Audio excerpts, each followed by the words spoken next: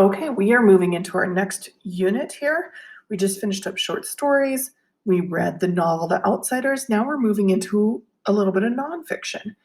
And most of you have a good start on your nonfiction book project, which is due the 11th. So nonfiction shouldn't be a stranger to you. Okay? Nonfiction is real. It's based on facts. It's based on real events that happen. It's based on real people. So some examples could be a biography. So maybe you're reading a story about an athlete that you like, or a singer, or a musician, or something like that. It could be a news article, and that's something that happened in the newspaper. It's giving you an account of that. We did that for The Outsiders on the church fire. You had that assignment where you had to, we made it up, but it was a real event that we pretended that happened. It could be a historical account. Maybe you're reading about the Holocaust. Or it could be maybe a speech that somebody gave. So nonfiction, fiction means made up. It's fake. We put the non in front of there, nonfiction is based on facts, real events. In nonfiction, there's basically three purposes for why authors would write nonfiction. And we remember the acronym PIE, P-I-E. This isn't new information, just a refresher. The P stands for persuade. When you're trying to persuade something, it's just like we did for our essay on The Outsiders, on whether or not we felt that the title was appropriate, that it made sense. We were trying to be persuaded. We were trying to persuade our audience that our opinion was correct. So when the author writes to persuade you, they are trying to get you to agree with their point of view or take a particular course of action. The other one is to inform. Author's purpose is to teach the audience about a topic. So if you're reading a biography about somebody, that biography is informing you about that particular person. Usually those are full of lots of facts. And the last one is entertain. So there they include lots of interesting details. A biography could also be a little informative and also entertaining. The other thing that good readers do is make inferences as we read. We use context clues. We use things that we know for sure to make sense of some of the other things that we don't know. Okay, so if you look at this picture, there's not a caption that tells us what's going on here, but we can use some facts to make some inferences about what we think is possibly going on. So what are some things that we see? Well, I see a forest.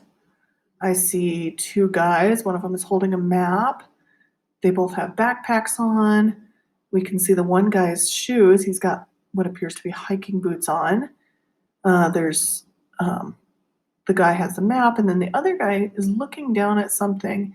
It doesn't look like a phone, so we could maybe make an inference that it's like a GPS kind of situation.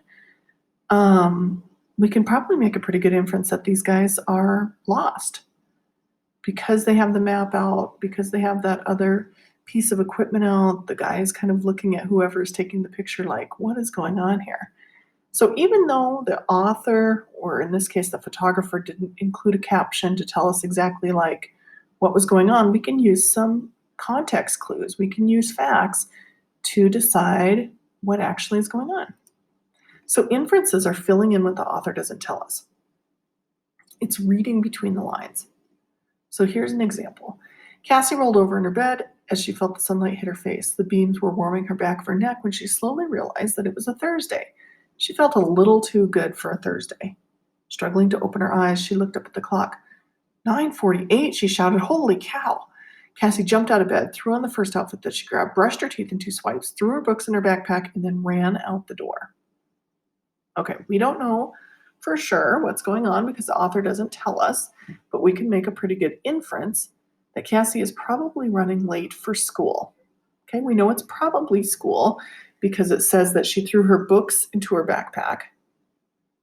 We know that it's a Thursday, okay? So throwing her books into her backpack would make us think that it's probably for school rather than um, like for work. Okay. We know that it's 9:48. We know that she shouted, "Holy cow." And we know that she felt a little too good for a Thursday. And she ran out the door. Well, if she had plenty of time, she probably wouldn't run out the door. So all those things that are facts, we know for sure that she said, "Holy cow." We know for sure that she threw her books into her backpack. We know for sure that she ran out the door. We know all of those things. We can make the inference that she probably was running late for school. Okay? So what you're going to do is you're going to work with a partner if you're in class. If you're not, you're going to have to work on your own. And you're going to work on a worksheet where you do a little bit of practice on, you filled this first page out. You're going to do a little bit of practice on inferences. Sorry, I thought I had this pulled up already. Bear with me for a minute.